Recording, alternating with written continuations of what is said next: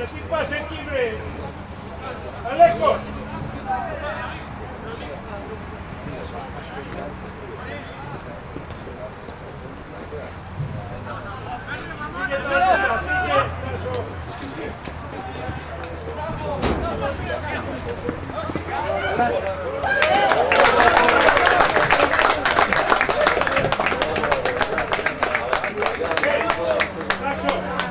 Παλιά ήταν όλα τα λεπτά.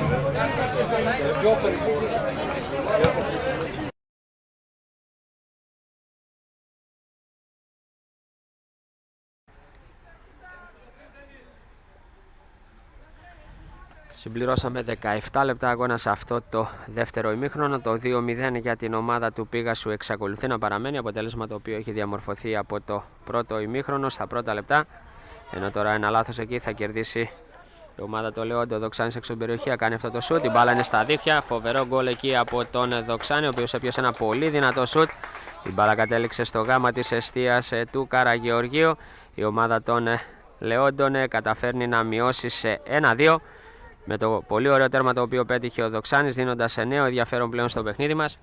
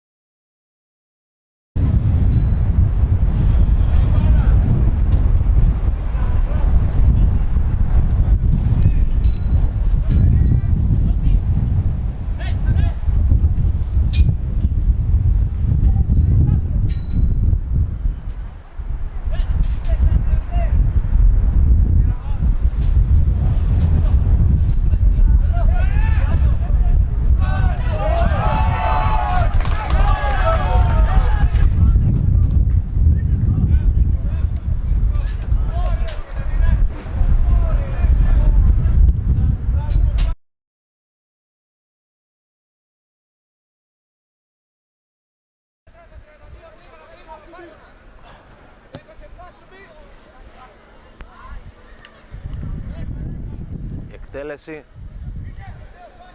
Και για να δούμε τώρα από τα αριστερά, ο Θεοδωρίδης πρέπει να είναι. Ένα σουτ, πολύ ωραίο γκολ, πολύ ωραίο γκολ, θεαματικό και η λήξη του ημιχρόνου. Έτσι έχουμε το σκορ να διαμορφώνεται στο 0-2, ΠΑΟΚ Κουλούρας ΑΟ Λεόντων 0-2.